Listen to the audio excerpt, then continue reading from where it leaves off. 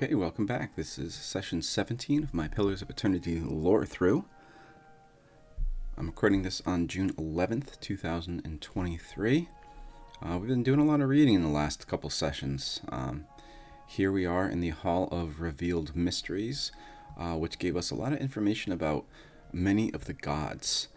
And there's even more that we haven't read yet. I want to not do that right now, though, because I feel like two sessions ago, about half of it was reading, and the last session was all reading books that we found in here. We were finding not only information on the gods, but we found...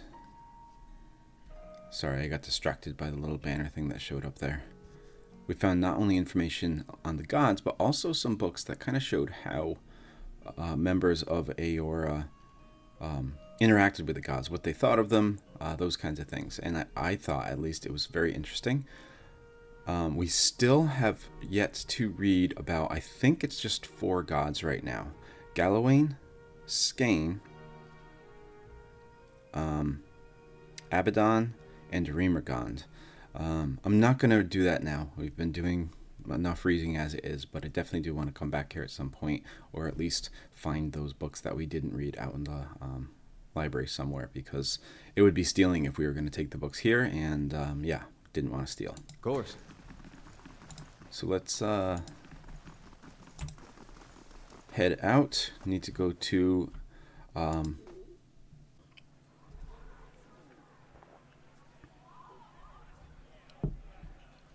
that means that we have explored all of Copperlane so far.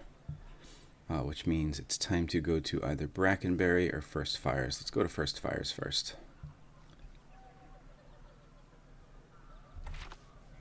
Oh, and I also want to check out what happened at the Stronghold. A distant relative of Nereid has arrived at the Stronghold, requesting to be freed. They be freed in exchange for coin. He was nearly set upon by brigands on the road, but your patrols intervene.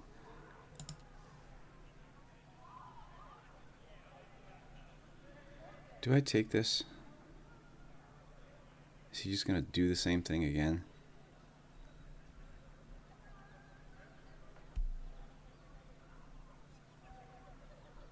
I'll take the money. Hopefully he has thought better about his actions.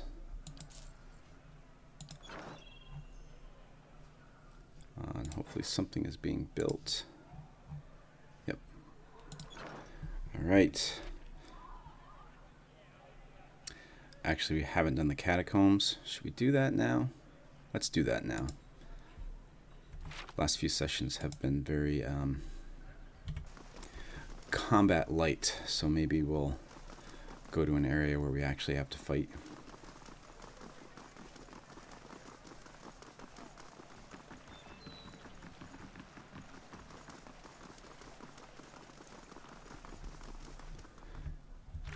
So, quick reminder here for me and you.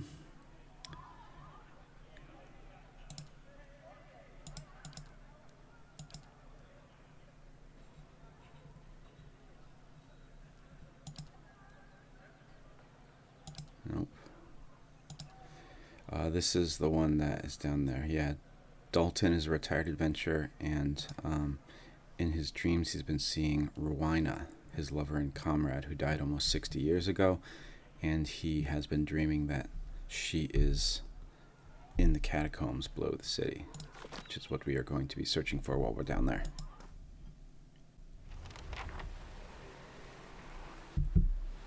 Search for Rowena. Well, right here we have someone's soul. It's a dead initiate. As you approach the dead man, you feel the faint traces of his soul lingering, a stunned uncertainty holding in its place. When you near, without warning, the soul hurries towards you, as though you are a solitary light in the dank gloom of this place, come to usher it away. Its essence invades your consciousness. You are in a different body now, walking deeper into the catacombs, cloaked in a dark robe with a mask pulled over your face. You're following a familiar path along the canal, heading to a room built around a statue of a figure wearing a robe much like yours. Others wait, clothed in hoods and shadows. Ahead is another figure dressed like you, traveling in the same direction. You don't know his name, and that's how it's supposed to be. Out of the darkness, something monstrous grabs the other figure.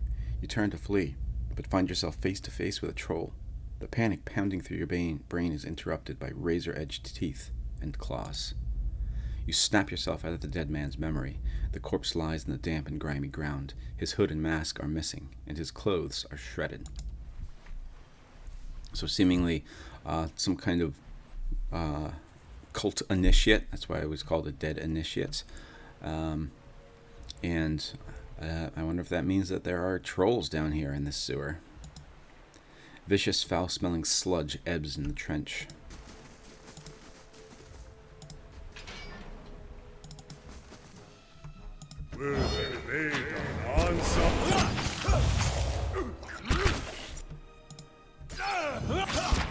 I did update my AI off camera.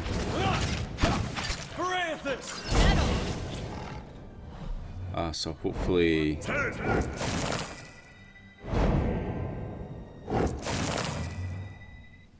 Durance kept casting spells.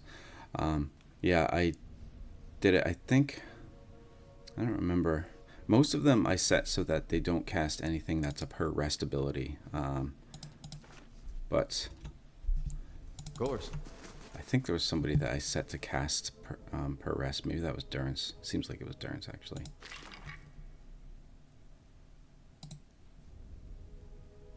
Found almost exclusively in a pale green color, Peridot is a glassy stone that is easy to find but difficult to find in specimens of gem-worthy quality.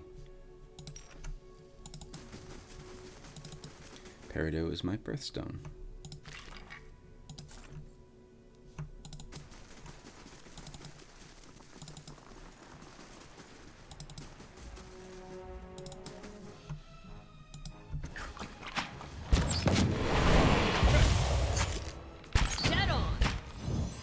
Hey, there's a troll.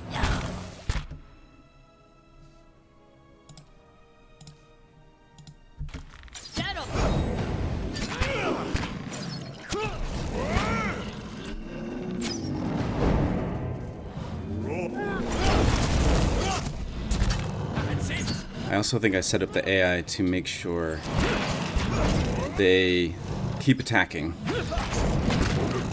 when the whatever it was they were attacking dies. They keep attacking the next thing in line. I think that was called defensive or something.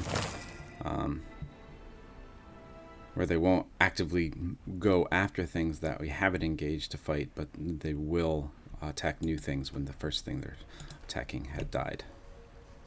of course.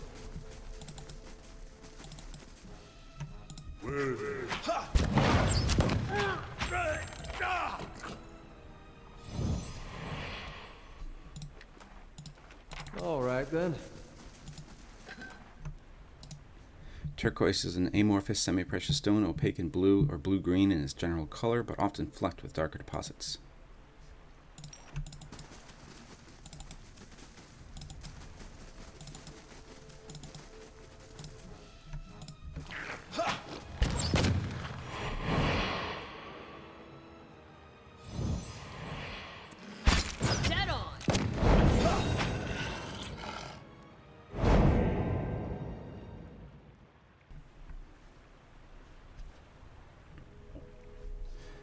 Wondering if Bearter. Oh no, yeah. Since his cipher spells need to be use it or lose it, I think he casts spells pretty liberally as well. Right then.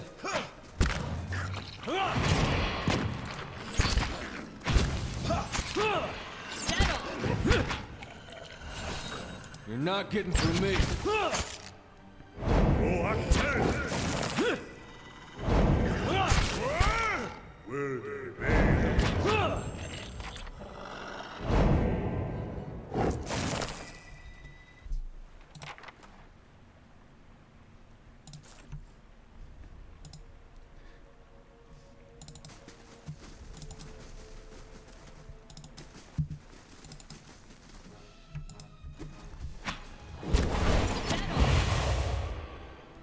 A lot of ooze down here.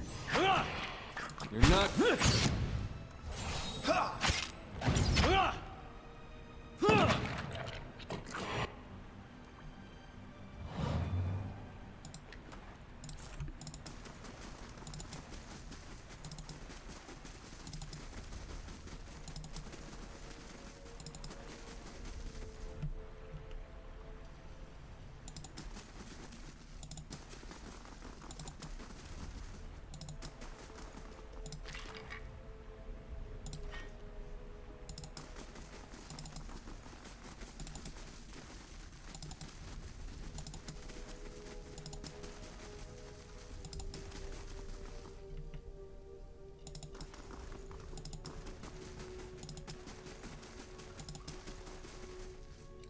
spore. Wonder if there are any sporelings.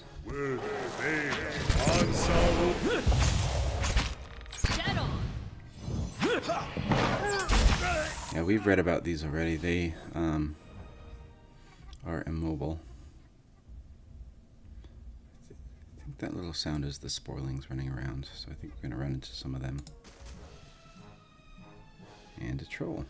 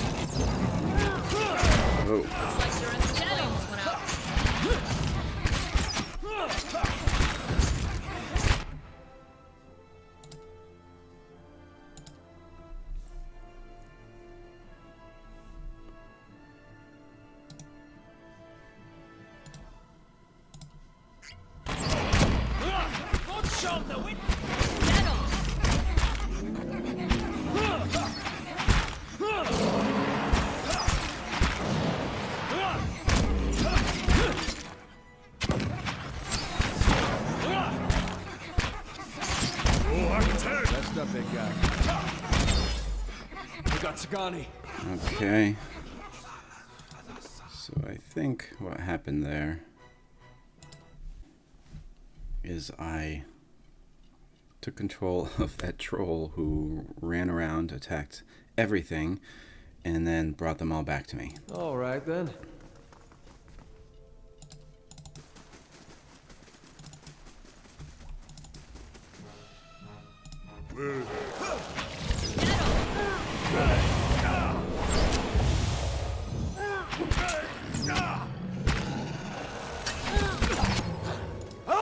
Stand together.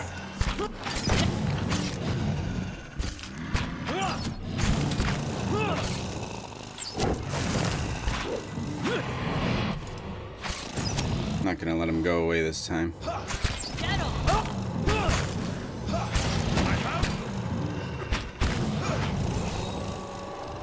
Okay. What is he casting at the end there?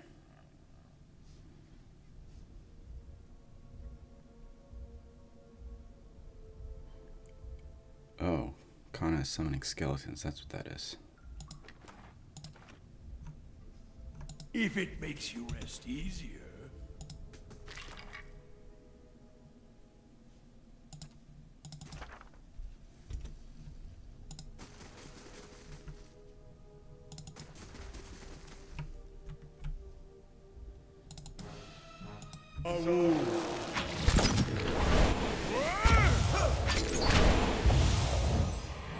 That's not very helpful.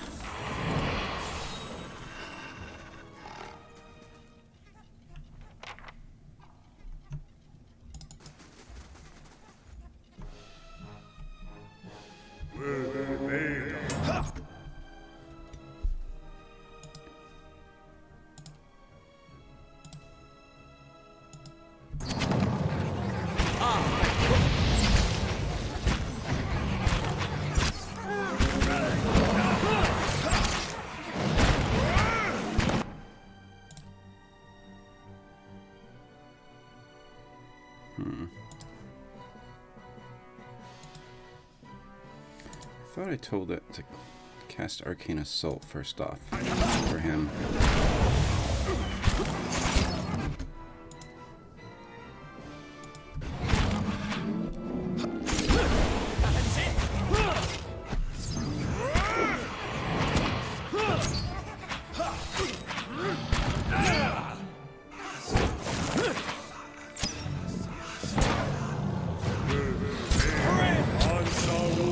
Looks like Durance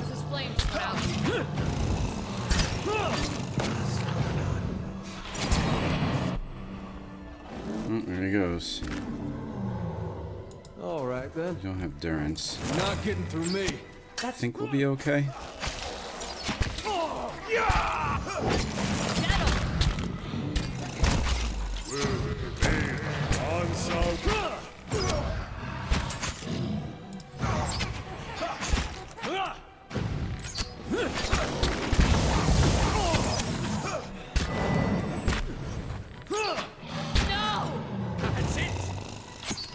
Tumak is down.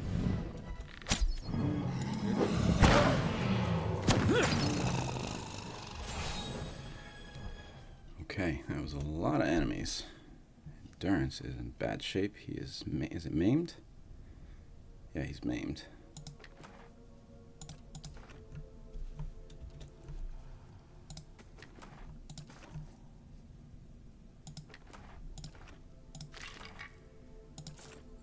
Of course. Oh, this guy. A Woodica hood. A dark mask bearing the stylized countenance of Woodica is attached by thread to a black hood. Worn together, they obscure most of the defining features of the wearer's head.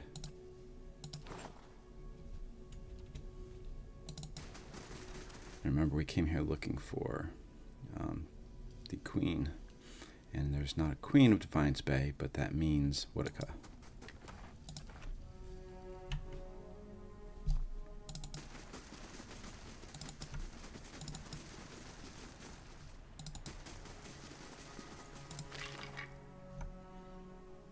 Vessel bone.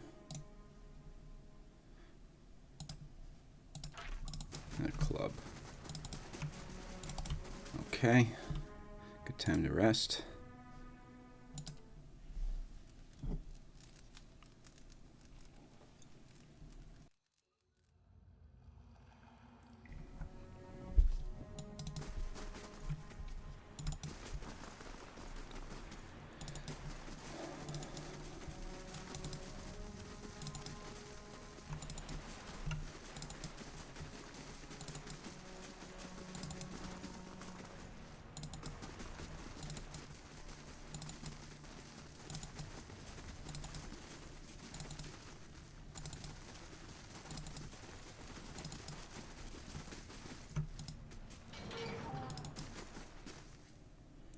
Eorn, this small Orlan man, appears to have pulled together some crates and scraps of cloth to make a rather sorry-looking little camp.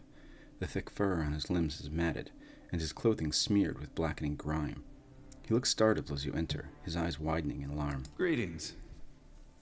After a moment, however, he smiles weakly. Hello there. Wasn't expecting any visitors down in these parts. He glances around the dim room. What are you doing down here? Eorn grimaces. I've been a little down on my luck lately. Didn't have anywhere to stay, so I thought I'd come down here. Nobody pokes around in these catacombs much. Not until you, anyway.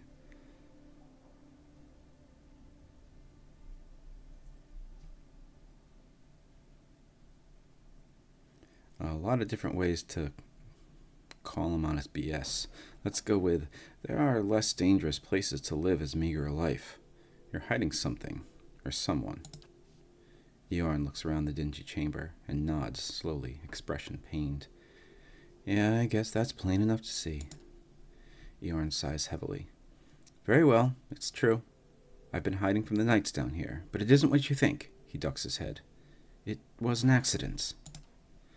It's been hard for me here in Defiance Bay.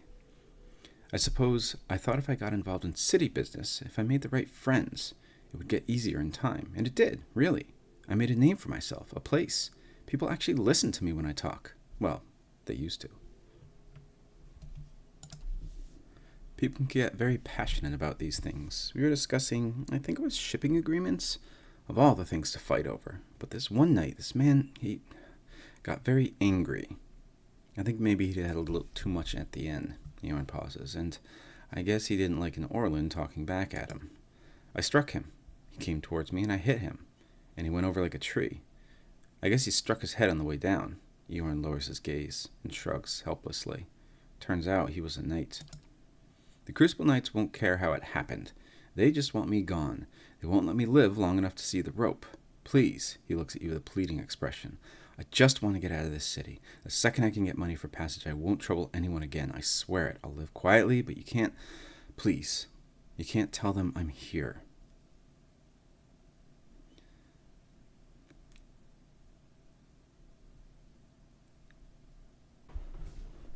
I feel like the right choice here is to take him prisoner.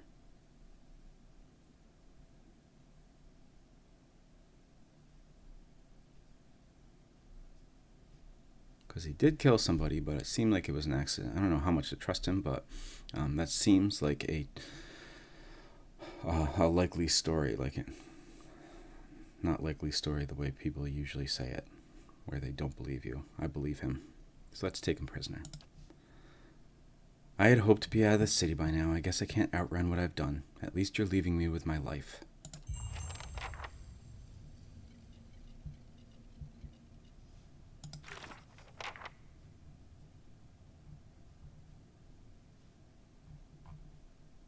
That was a task.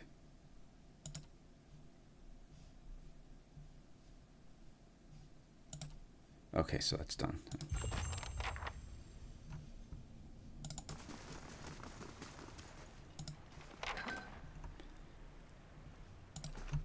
Camping supplies. Smoldering fire is strewn with the meager remains of a recent meal, fish bones and molded rind of cheese, and blackened bread crust. The wobbly little tent is barely standing. The queen that was and still is. Let's read this one right now, because this, I believe, is going to be about Woodica. Let me just double check, make sure we haven't read it yet. Alright. Dear sisters, do you still remember your first deliverance, when you strangled your first wrongdoer? Did you see the moment when life became death? Could you see the instance when your victim realized that Woodica forgets nothing?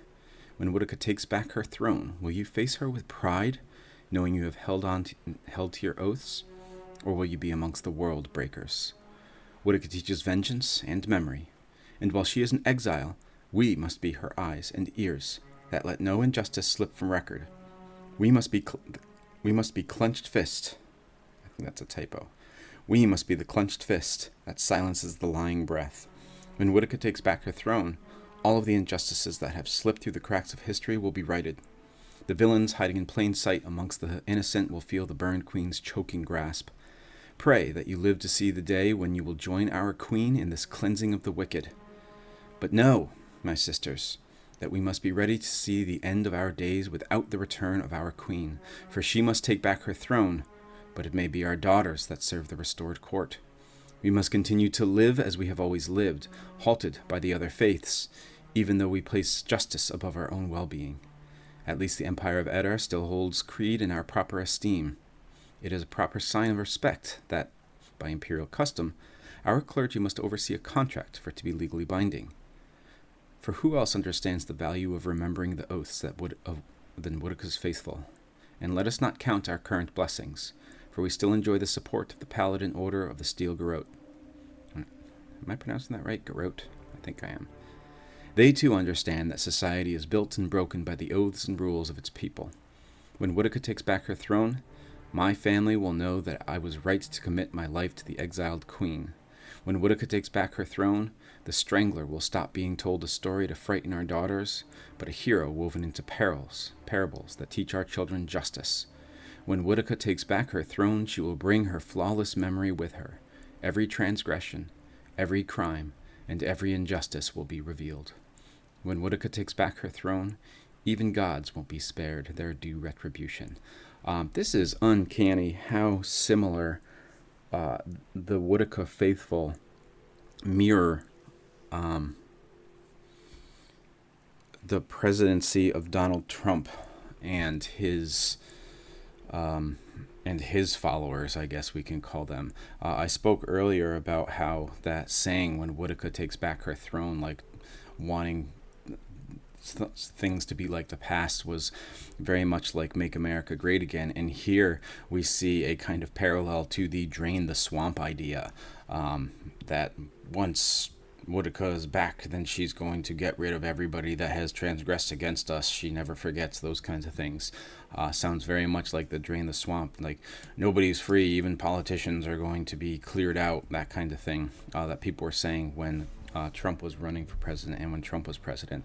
Especially uncanny considering this game predates his campaign and presidency. So, yeah.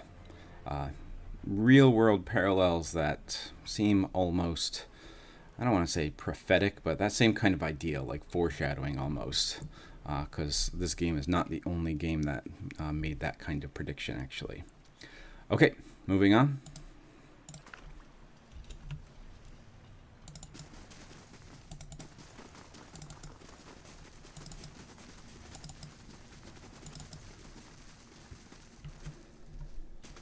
A simple test.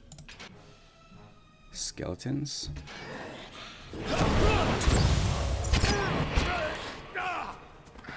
You're not getting through me.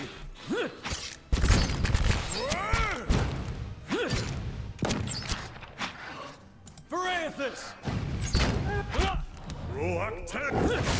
These fights in the doorways, otherwise people can't get through them.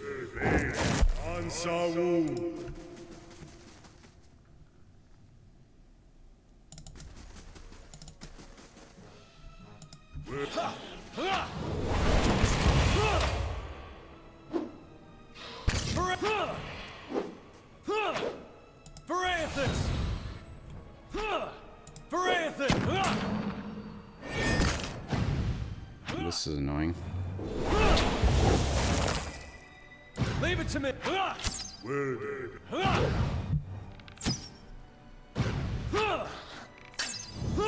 Stand still. Yeah, these games always have a tough time figuring out how to fight in doorways.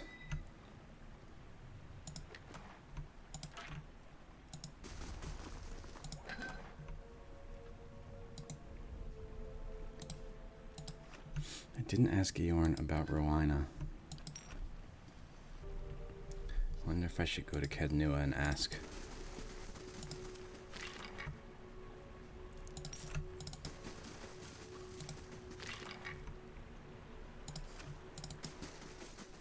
Something else I want to do off camera is enchant some of the armor that the characters are wearing and is enchantable.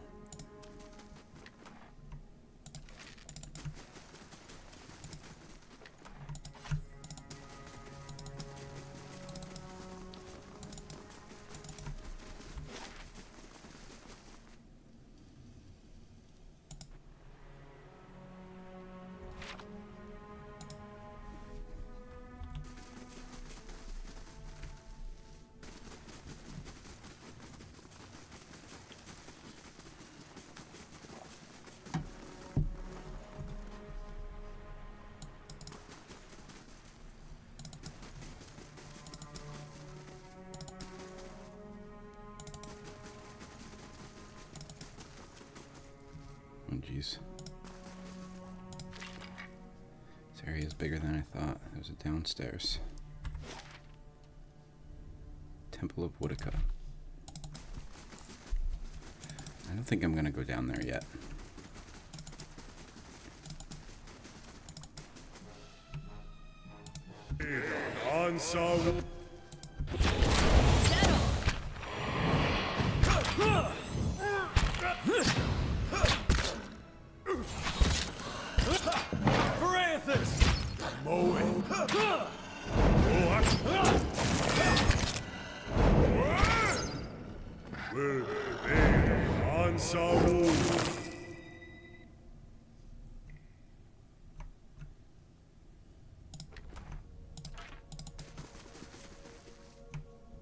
You're not getting through me. I have them. You're not getting through.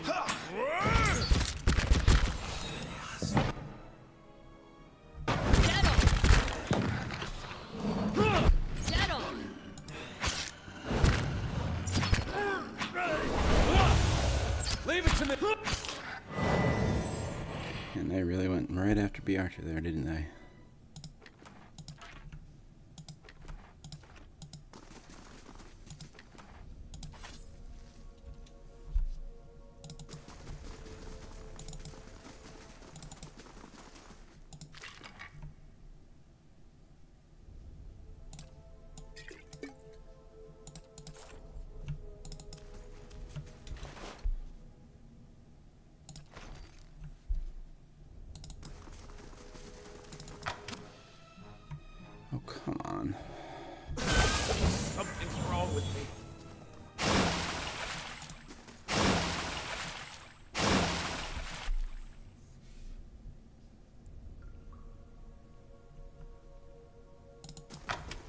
Feeling the strain.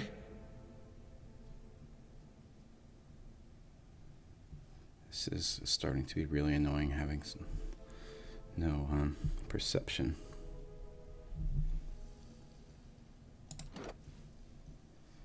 $15, $16. How am I not seeing these things?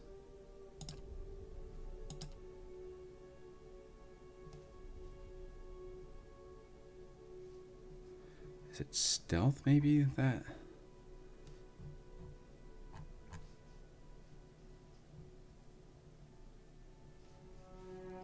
Let me see if I can find that out.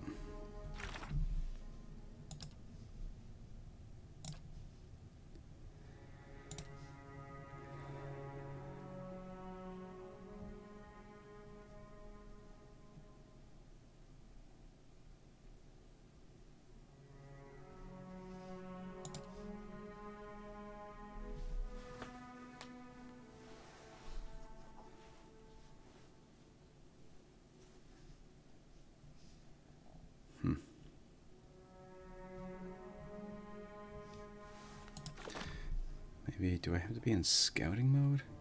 Not a sound. Nope. Not too alarming, but I'm slowly dying of poison.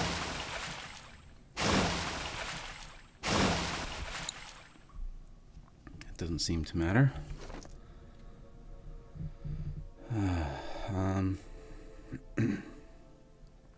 Alright, so Bjarte's up front.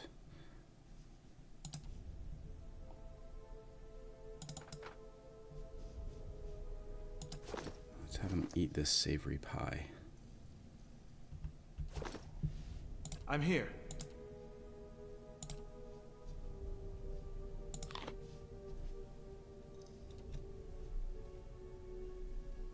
Keeping an eye out.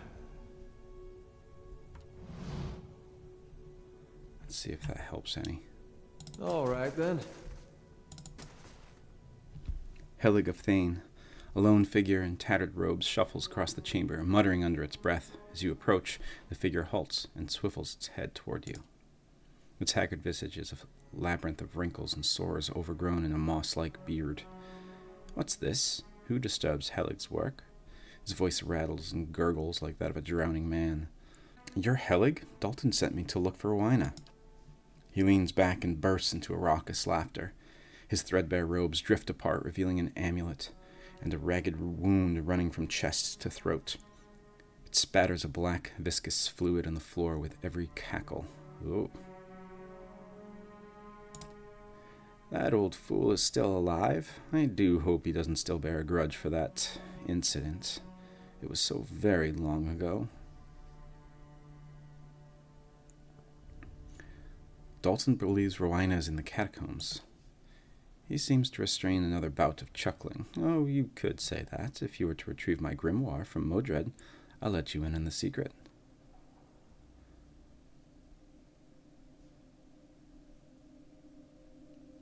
Alright, what do you need me to do? When animancy started gaining popularity, I came to Defiance Bay in hopes of finding a place where my research would meet with more acceptance. Worked at the Brackenberry Sanitarium for a few months when I met Modred. He spits a glob of black blood on the floor.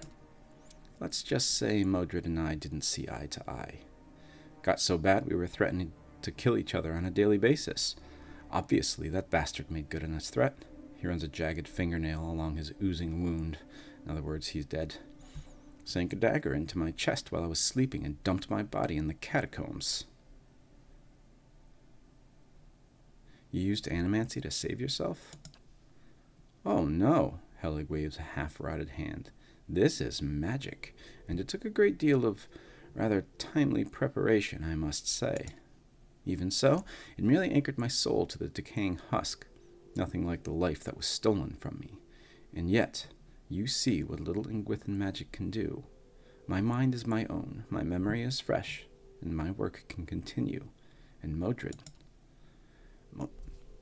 Modred keeps all that is precious to him in a trunk in his laboratory, just as he stole my grimoire. He offers you a key with a claw-like hand. On your way to Brackenberry Sanitarium, then, Bring me my grimoire and my revenge, and you can have your wina. He chokes on a burbling chuckle. If there's nothing else, be on your way. What are you doing down here? Research. A hodgepodge of animancy and necromancy.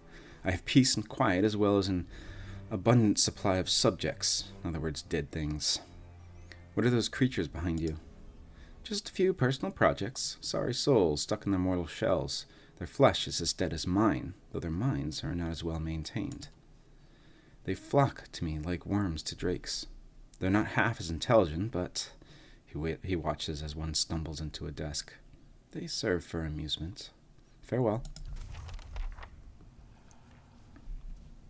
So I have to travel to Brackenbury Sanitarium to figure out what's going on there. Dust and cobwebs have been swept aside for various alchemical implements. Though coated with rust and grit, they look recently used. The scattered, feverish notes detail various animantic procedures and rites of necromancy. Tarnished locket. The silver locket is dented and tarnished. A faded portrait of a young nobleman still rests inside. His face has been worn away by time. I wonder if that's important. A grim assortment of rusty blades adorns the table. Yep. Here come all the freaking traps. I don't know what to do.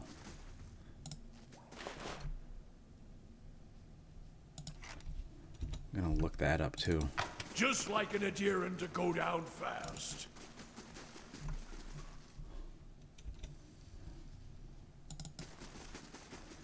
Alright, let's take a rest now that we're done with all this, that area with all the traps in it.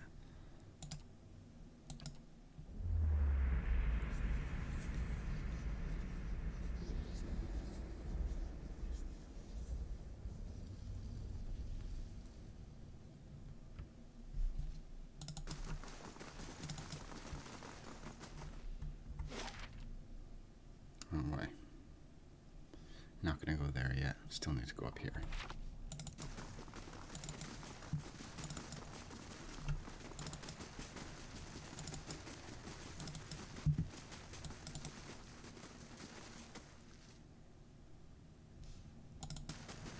See, I even have the tower bonus with the +3 perception. I'm still not seeing these traps.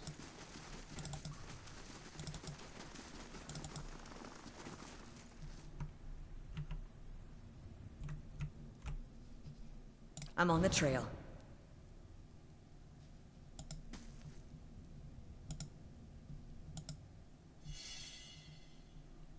Now this I haven't seen before. I wonder if that's it. Maybe I shouldn't have it before.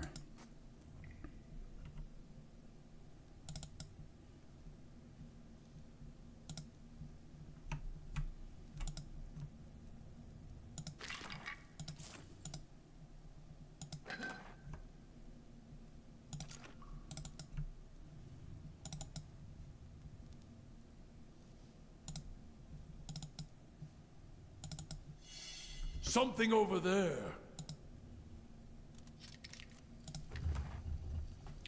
Gauntlets of puissant melee. Gloves, gauntlets, and braces offer a variety of benefits. This one gives you plus 10% melee damage. That sounds good for a deer or Bearter.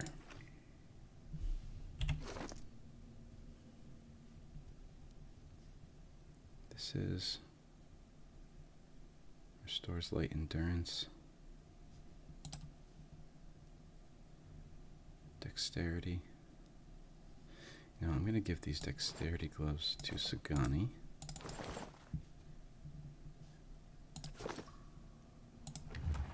And give Bearter these puissant melee gloves. Okay.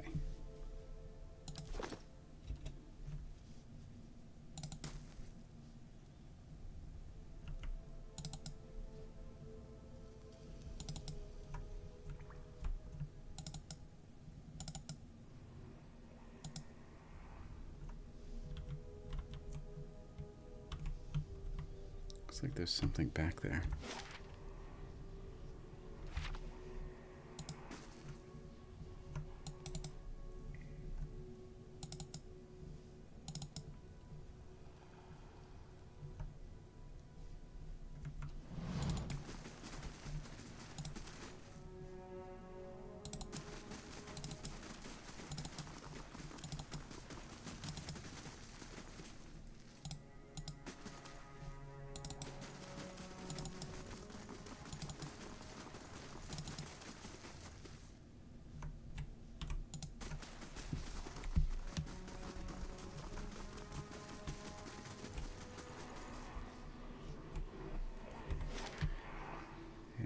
There's definitely something we're missing back here.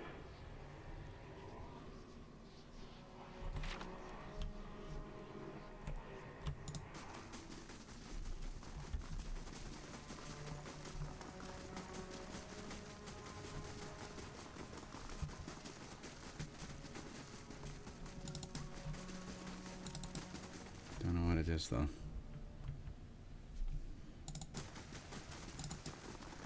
Alright, let's go talk to Dalton and see if we can kind of update him on what's going on.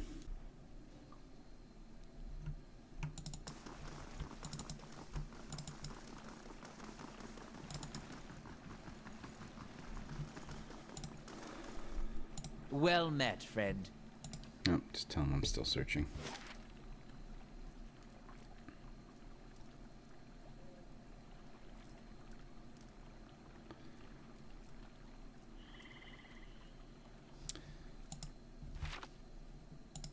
So let's go back to Catacombs and talk to that person that we took prisoner, Eorn.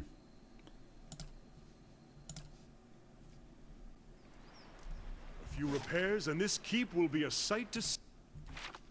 Thank you, Kana. It's nicer than what everybody else is saying.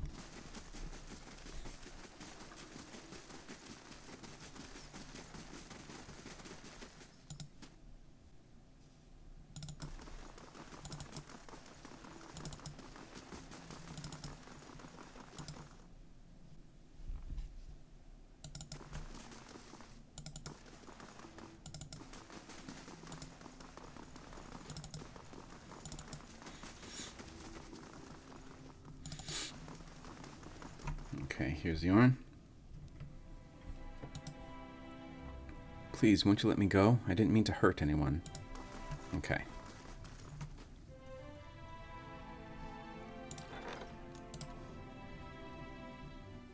Finish in 1 day and 6 hours.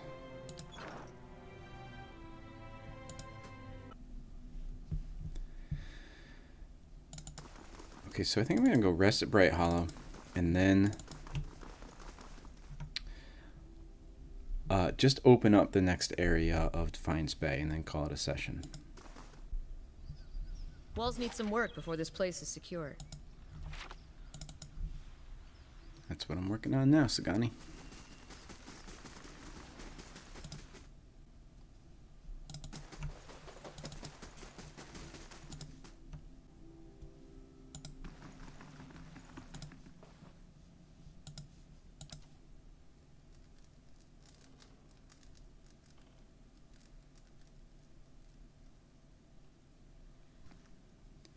You awake to see Durance, his staff held in both of his hands before him. A flame flickers at his top end, casting long shadows across his face as he stares in contemplation. Still, for all the light of the fire, your eyes can't focus on him. Perhaps it is awakening from sleep or a trick of the light, but he seems indistinct, blurred around the edges, everything except for the staff. The staff, he seems to be studying its engravings. As you watch, the engravings glow thinly red, like through the cracks of heat-suffused wood. The lines stream like molten metal, burning along the edges of his staff, then branch out in an intricate series of fiery veins, bunching thickly where his hands clutch the wood, pulsing as if a heartbeat, like his staff is alive or something. As you watch, the veins spiral into a dozen separate circles, circles that spiral again until they are arranged in a circle of their own. They pulse, wait, and all is strangely silent. And then, suddenly, there is a great light from the fire, a rushing of air, a great flash, and you awaken again to see Durance in the same place, still holding his staff, but he is solid, real. He doesn't seem to have noticed you, or reacted to what occurred. Huh.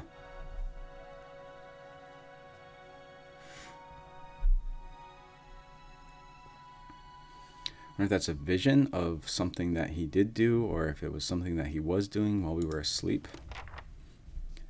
Oh, discuss your vision with Durance. Maybe this will be the last thing I do. Thought I felt your eyes on me. Now come the words. I had questions I wanted to ask you. If doubts and curiosity plague you, You're skinning your knuckles on the wrong door. I saw something strange. You were sitting by the fire, and I saw a great light from your staff. Tell me what you saw. It was a flash, like an explosion, a rushing of air, incredibly bright. It is the light of the Godhammer you saw. Godhammer? It was a weapon of Deerwood's people, a symbol of their independence. It saved the Deerwood. What do you know about it? It brought the Saints' War to an end, knocked a god from his perch. There are few that would deny Eothas overstepped. The Godhammer reminded Eothas of it. You saw its light because I helped shape it, give it life, and release it into the world. Once seen, its glory is almost too bright to be believed, and too bright to be forgotten. You helped build the Godhammer? There were 12 of us. We fashioned the weapon, drafted plans for it, prayed for guidance at Ashfall, and it came to me there. Each of us were given a staff made from the forest of black trees around us, glowing with embers and fire far greater than this branch you see now. It felt as if the staff was Margaren's own finger, guiding my hand, guiding the other 11, the shadows of the 12 who would come to stand on the bridge to stop Eothas. Shadows of the 12? Even in that stand, there was a ritual to it. For the 12 that stood on the bridge, there were a dozen shadows cast, a dozen faithful of Margaren, her fiercest supporters and shapers of the Godhammer.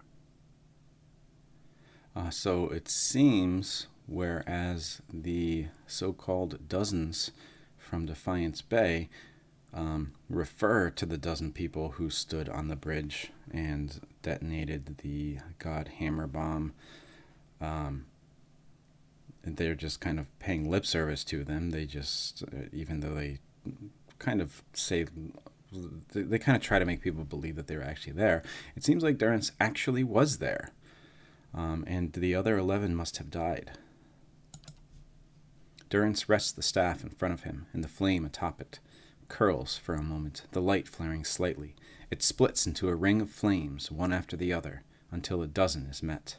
As 12 held Eothas fast, we 12 unleashed our prayers and let the Godhammer fall. Then it blossoms brightly, once, and resumes its candle intensity. In the aftermath, the shadows seem sharper in the vicinity, as if they have edges, and you blink to clear your vision. Durance is still staring at the tiny, candle-like flame intently. Shadows cast by the fire of the Godhammer, perhaps. We shared their fate as well in time. Now the spine of the Deerwood is marked by the Godhammer, marked by Margaret. Durance frowns and moves his gaze from the staff. What do you mean, shared their fates? Not all deaths come with stilled breath and stilled heart, or other stilled passions beneath the waste. Some deaths come from silence. I want to take a look at this again. Shadows cast by the fire of the Godhammer, perhaps, and we shared their fate as well in time. Now the spine of the Deerwood is marked by the Godhammer, marked by Malgren. Shit. Oh, okay, so the 12, there were two different groups of 12. One of them held Eothas at the bridge. The other, which Durance was a part of, detonated the Godhammer bomb. Okay.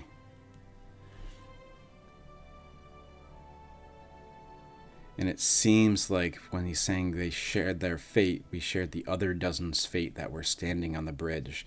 As in, they died, and it seems like this death that he's referring to means that they stopped hearing from Margaret? That might be what it is. The connection we once shared with Margaret.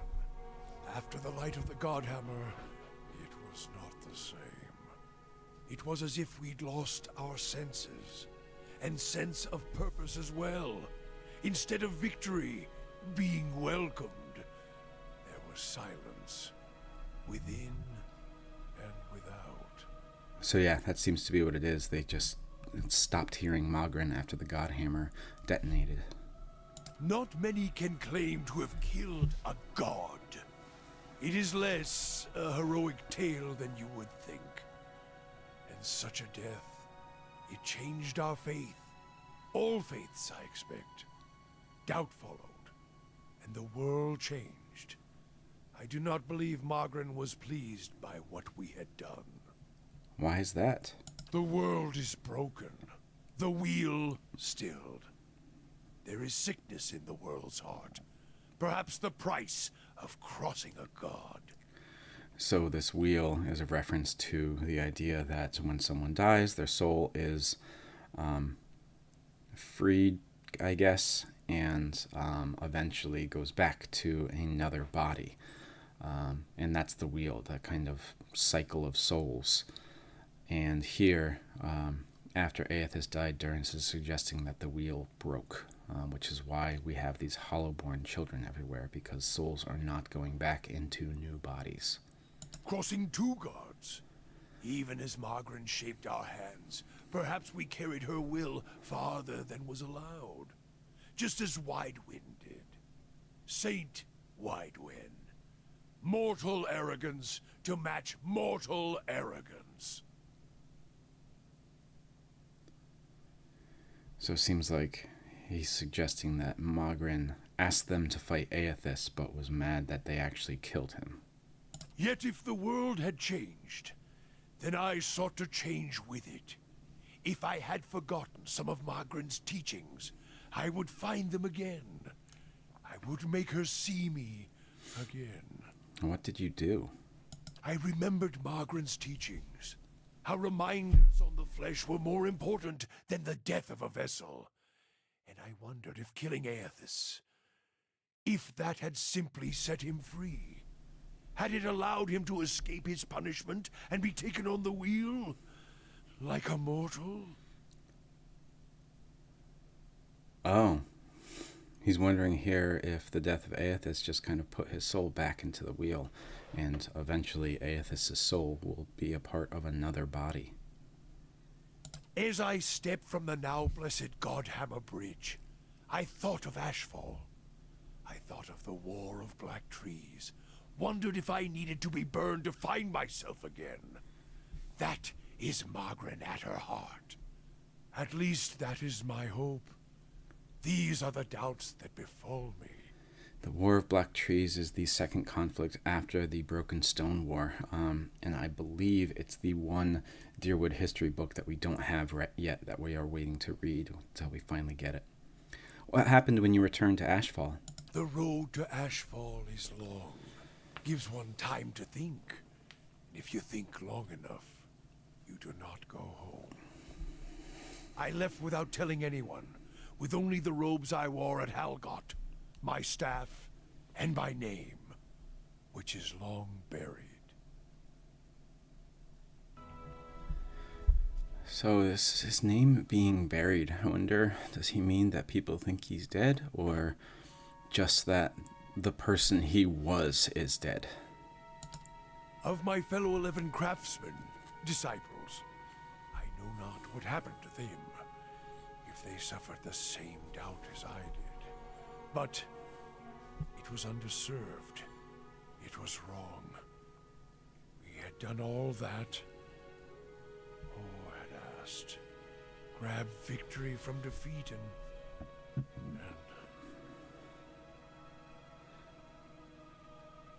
You feel as if your god has betrayed you. there is something about being used and cast aside. Perhaps Widewen himself felt it. There at the end, when the hammer struck. To be the proof that your god is hollow as the vessel it inhabits. I tried to find purpose, and avoided all contact with other Magranic priests. Did not seek the walls of Ashfall, and sought to make amends to my god through actions.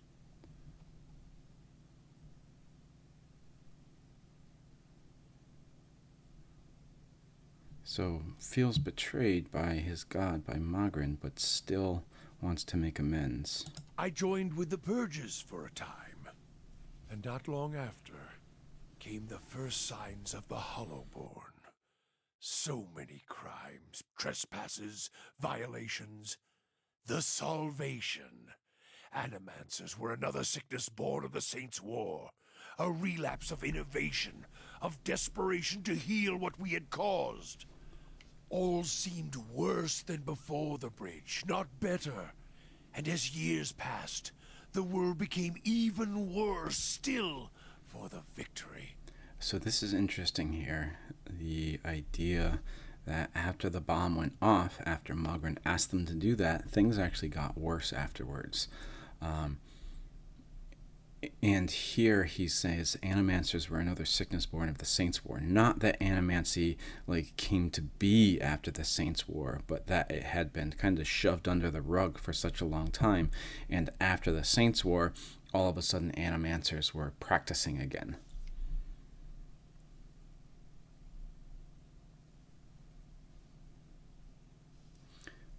I'm not going to say this, but this response here. Now I see why you call your goddess a whore. She jilted you, and you still pine for her.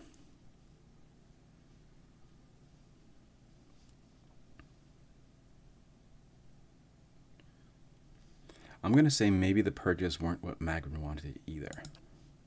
Sweat collects in the sooty creases of his forehead and runs down his ruddy cheeks. It drips from the tip of his nose. His mouth moves, but his utterances make no sound. He is, for once, at a loss. Feeling your gaze, he quickly composes himself, wiping his forehead with the back of a dirty hand. Huh? Worship the whims of some fickle bitch, and you'll never be more than dirt beneath her feet. Worship what she worships, on the other hand. Take her fire for your own, and her esteem comes on its own. Of course, by that time you no longer need it. Trial and transformation, sure as Durance taught. I don't know what to make of this here. Worship the whims of some fickle bitch, and you'll never be more than the dirt beneath her feet. Worship what she worships, on the other hand. Take her fire for your own, and her esteem comes on its own.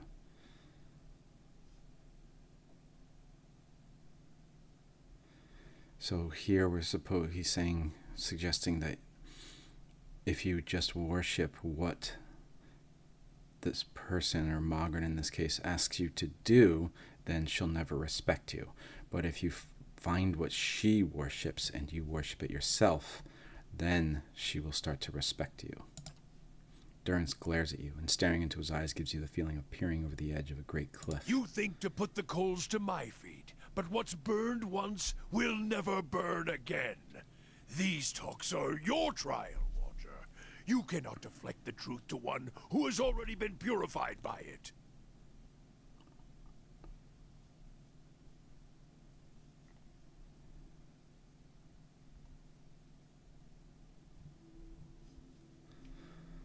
These talks are your trial, so let's talk with Durance here.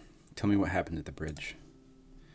We chose the bridge because we could control it. Durance's hand tightens at the top of his staff as if holding by the neck. It was a place where we could choke Aethys in his own footsteps, where we knew his feet would fall, a narrow neck of stone. But it was more than that. It was a spine of the deerwood, symbolic of its backbone. Such symbols are important in the construction of a weapon. Durance studies his staff, his eyes traveling along the etchings. Any weapon. Durance's face hardens, and his eyes burn, his eyebrows narrowing. I suspect Aethys knew that as well, and so did his vessel.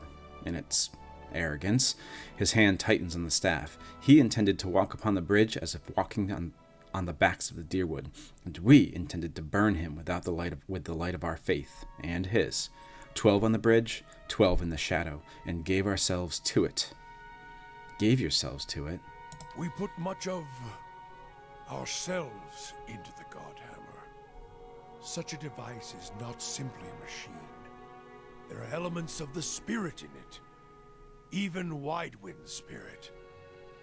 Elements of the spirit?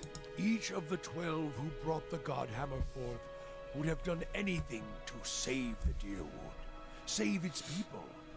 It is why we were chosen. Each of us, Each of us hated this pretender. That rage, that spirit, that rebellion went into our work, and went into studying him as well. So, suggesting that Widewind wasn't actually Aethys. Widewind? Why? We all studied Widewind. He was our enemy, and he had provided the flesh the god wore as a cloak. That flesh made him vulnerable. I knew what fields his hands had tilled, his family, what he had harvested, where he had been born. We sought to know him, what had led him to fight us. Studying Widewind. Suggesting that because Aethys took the body of a man, that actually made him vulnerable. Why was that important? You don't kill the god. You kill the man it inhabits. And you leave that man a ruin. Burn him to ash. The weapon was meant to not only burn his flesh, but it would burn his soul. And it did. At the cost of our own. And at the cost of our goddess's favor. That whore be damned.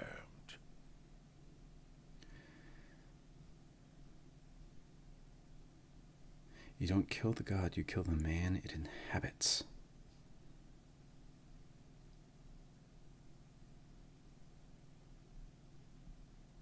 Okay, so the God Hammer was created to not just kill the man, but to also burn the soul. And because it did that, Magrin damned them.